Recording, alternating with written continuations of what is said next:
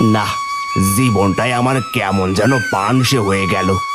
দুটো বউ আমার, অথচ একটাও ছেলে নেই। সব সময় কেবল ঝগড়াঝাটি লেগেই থাকে। জীবনে কোনো সুখই পেলাম না। এই ছোট, আমার জন্য গরম জল করেছিস? আমাকে একটু পর স্নানে যেতে হবে।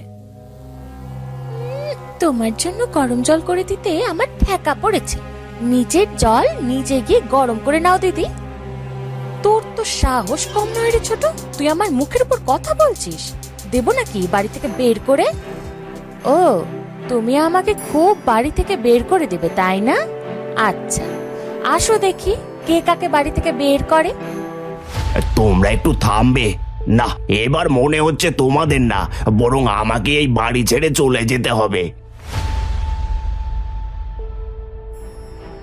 দেখলে তো দিদি, তোমার জন্য উনি বাড়ি থেকে রাগ করে বেরিয়ে গেল। এর জন্য তুমি দায়ী। হ্যাঁ, তোকে বলেছে তো, তুই আমার কথা মতো কাজ করিসনি, এই জন্যই তো কথা কাটাকাটি হলো, আর উনি রাগ করে বেরিয়ে গেলেন। অসীম বাড়ি থেকে বেরিয়ে নদীর পাড় ধরে হাঁটতে থাকে। কয়েকদিন আগে বন্যা হয়ে গেছে, কিছু কিছু জায়গায় এখনো বন্যার জল রয়ে গেছে। হঠাৎ অসীম দেখতে পায় নদীর পাড়ে একটা ছেলে পড়ে আছে। আরে, নদীর পাড়ে তো মনে হচ্ছে একটা ছেলে পড়ে আছে, কিন্তু এখানে কি করছে? যাই তো গিয়ে দেখি তো। মনে হচ্ছে ছেলেটা অজ্ঞান হয়ে গেছে। এইটুকু একটা ছেলে, এক কাজ করি, ওকে বাড়িতে নিয়ে যাই, পরে সুস্থ করে না হয় ওর পরিচয় জানবো। যেমন বলা তেমন কাজ। অসীম ছেলেটাকে কোলে তুলে নিয়ে বাড়ির দিকে চলে গেল। ছেলেটাকে নিয়ে বাড়িতে যেতেই অসীমের দুই বউ চমকে উঠল। এ তুমি কাকে নিয়ে এলে গো? এটা কার ছেলে? আর বলো না, নদীর পাড় ধরে হাঁটছিলাম, তখন দেখি নদীর পাড়ে অজ্ঞান হয়ে পড়ে আছে। বড় মায়া লাগলো ওর জন্য, তাই বাড়িতে নিয়ে এলাম। ইস, কার না কার ছেলে পাওয়ার সাথে সাথে অমনি বাড়িতে নিয়ে আসতে হবে। এর থেকে যেখান থেকে নিয়ে এসেছো সেখানে ফেলে এসো। সে কি কথা? এইটুকু বাচ্চা তাকে ফেলে আসবে কেন? তুমি ওকে আমার কাছে দাও, আমি ওকে সুস্থ করে তুলবো। অসীম ছেলেটাকে অনিতার হাতে দিতেই সে তাকে নিয়ে ঘরে চলে যায়। অদীক্ষে তো শেষ নেই। কোথাকার কোন কুড়িয়ে পাওয়া ছেলে এমন ভাব করছে যেন নিজেরই ছেলে। দেখবো দেখবো কতদিন এই ভাব থাকে। এর কয়েকদিন পরের কথা। ছেলেটা এখন বেশ সুস্থ হয়ে উঠেছে, কিন্তু নিজের পরিচয় বলতে পারছে না। নিজেদের কোনো ছেলে নেই ভেবে ছেলেটাকে নিজেদের কাছে রেখে দিল অসীম।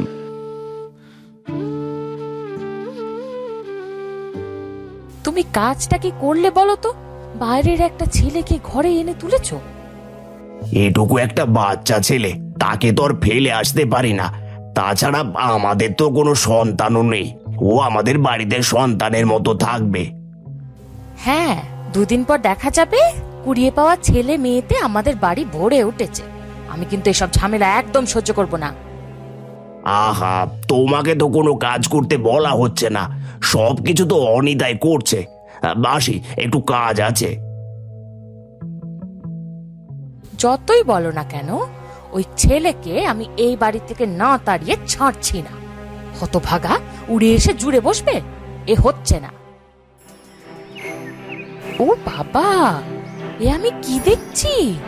এই ছেলের তো আশ্চর্য ক্ষমতা। হাত দিয়ে ধরার সাথে সাথে পাতাগুলো সব টাকা হয়ে গেল। এই পাতা, এবার টাকা হয়ে যাও তো। এই ছেলের মুখের কথা সাথে সাথে বলে যায়। না না, এ কি তাড়ানো যাবে না।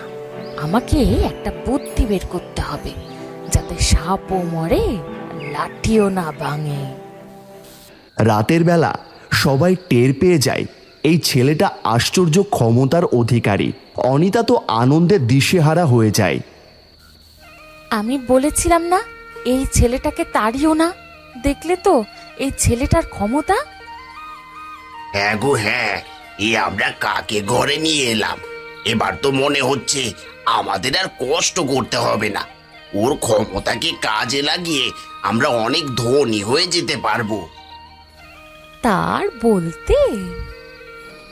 পাশের ঘরে বসে রাগে কাঁপতে থাকে নীলিমা। একের পর এক ফন্দি ফিকির আওড়ানোর চেষ্টা করতে থাকে। এই ছেলেটা আসার পর থেকে এই বাড়িতে আমার গুরুত্ব কমে গেছে। এবার কিছু একটা করতেই হবে।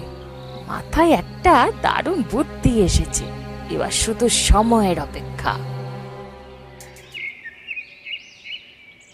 দুপুরে অসীম আর অনিতা একটু বাইরে গিয়েছে। নীলিমা ওই সুযোগে ওই ছেলেটার কাছে যায়। বাবা, তোমার তো খুব আশ্চর্য ক্ষমতা আছে। তুমি কোনো কিছু ছুঁয়ে যা বলো তাই হয়ে যায়। হ্যাঁ বড় মা, আমি চাইলেই যে কোনো কিছু আমার মন মতো বানিয়ে ফেলতে পারি। বড় ভালো ক্ষমতা তোমার।